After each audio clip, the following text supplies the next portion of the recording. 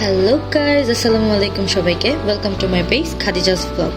আজকের ভিডিওতে আপনারা দেখতে পাবেন একটি হেরে যাওয়ার গল্প।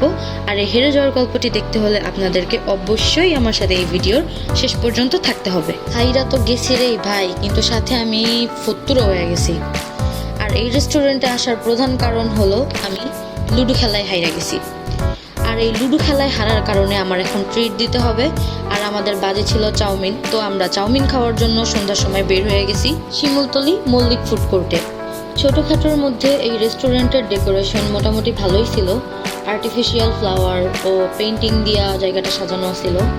বসার চেয়ার আর সোফাগুলোও মানসম্মত ছিল। আমরা এখানে বসার পর চিকেন চাউমিন অর্ডার দেই, যেটার প্রাইস পড়ে আমাদের পার পারসন 160 টাকা। তো আমাদের টোটাল বিল আসে 320 টাকার মতন। আর আমাদের খাবারের জন্য প্রায় 20 মিনিটের মতন অপেক্ষা করা লাগে। তো আমি আপনাদেরকে এখন একটা ছোটোখাটো ফুড রিভিউ দিব।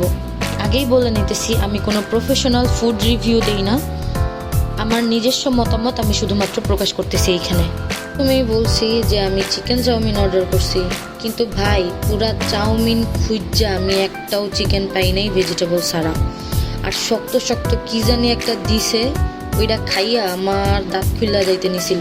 সত্যি বলতে খাবার আমার কাছে বেশি একটা ভালোও লাগে নাই, আবার খারাপও লাগে নাই। তারা চাইলেই শক্ত শক্ত জিনিসটা না দিয়া রিয়াল চিকেন ব্যবহার করতে পারতো, তাহলে আমি এটার চিকেন চাউমিন বলতে পারতাম। আর এই শক্ত শক্ত জিনিসটা কি ছিল আমি জানি না, সেই জন্য আমি এটার কোনো নাম বলতে পারতেছি না।